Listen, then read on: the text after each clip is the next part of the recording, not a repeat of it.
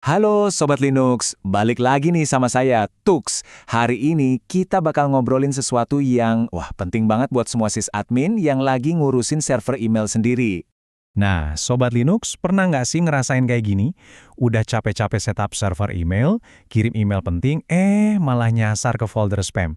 Ngeselin banget kan? Tenang, tenang. Hari ini kita bakal beresin masalah ini sampai akarnya. Solusinya?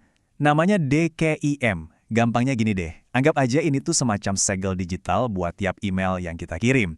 Jadi DKIM ini yang bakal bilang ke server-server email di luar sana, hey, email ini asli loh, datangnya beneran dari domain ini dan isinya nggak diutak-atik. Nah, kalau udah ada segel ini, server penerima jadi percaya. Email kita nggak bakal lagi dicap hoax atau tipu-tipu. Ini nih langkah pertama buat ngebangun reputasi domain kita.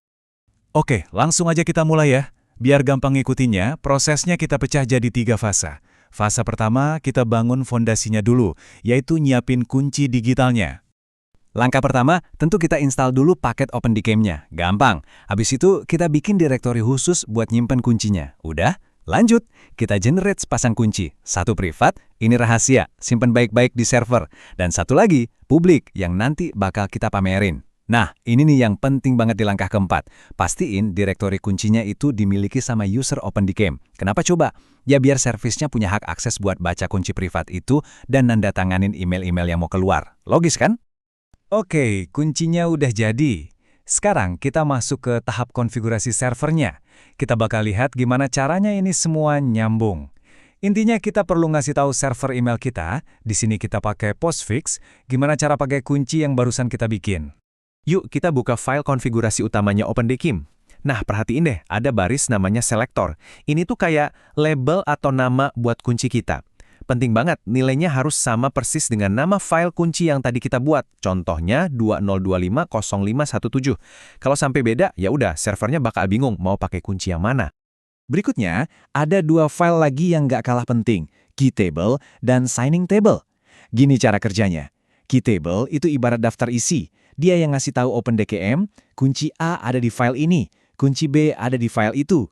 Sementara, signing table itu kayak satpamnya. Dia yang nentuin, oke, semua email dari domain ini wajib ditandatanganin pakai kunci A. Jadi, 2 file ini kerja bareng buat mastiin email yang tepat ditandatanganin pakai kunci yang tepat. Oke, konfigurasi OpenDKIM beres. Langsung kita restart layanannya. Tapi belum selesai. Sekarang kita perlu jodohin si postfix sama OpenDKIM. Caranya, kita arahin postfix ke soket OpenDKIM. Anggap aja soket ini jembatan komunikasi di antara mereka. Tinggal tambahin beberapa baris di file main.cf postfix, terus restart juga si postfix. Nah, sekarang mereka udah bisa ngobrol lancar.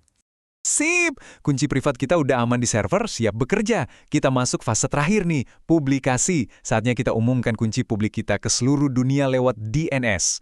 Tujuannya, biar server lain bisa ngecek dan verifikasi tanda tangan digital kita. Coba deh kita intip isi file.txt yang isinya kunci publik tadi. Kelihatan kan? Bentuknya masih berantakan. Ada beberapa baris, ada tanda kutip segala macam. Nah, format acak-acakan begini jelasnya bakal diterima sama DNS.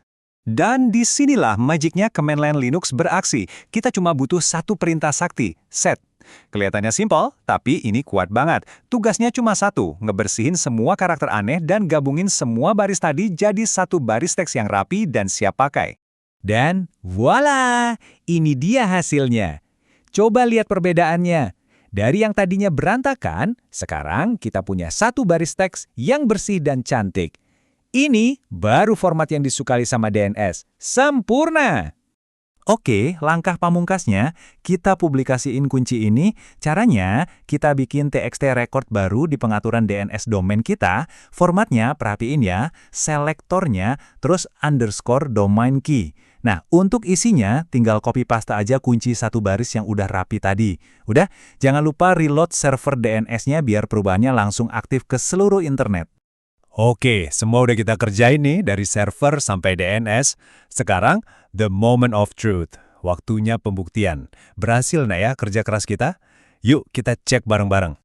Gampang banget ngeceknya. Buka terminal terus pakai perintah dik. Kita tinggal tanya aja txt record buat selektor domain kita. Dan kalau jreng, di hasilnya muncul kunci publik yang tadi kita pasang, selamat. Itu artinya konfigurasi DKIM Sobat Linux udah 100% berhasil dan berjalan lancar. Oke, semua udah beres dikonfigurasi, keren sayong. Sekarang kita tarik kesimpulan ya. Kenapa sih kita repot-repot ngelakuin ini semua? Apa untungnya buat kita? Jadi intinya begini, setiap email yang keluar dari server kita sekarang punya stempel digital resmi. Server penerima dimanapun bisa langsung ngecek, oh ini asli, nggak diubah-ubah. Hasilnya apa? Ya jelas, reputasi domain kita langsung naik kelas. Kemungkinan email kita masuk spam jauh berkurang. Email kita jadi lebih dipercaya, lebih profesional. Mantap kan? Nah, dengan DKIM yang udah aktif, satu benteng pertahanan email kita udah berdiri kokoh nih. Tapi ini juga jadi pemicu pertanyaan selanjutnya yang seru. Kalau email udah aman, kira-kira apa lagi ya yang bakal jadi target pengamanan kita selanjutnya di server?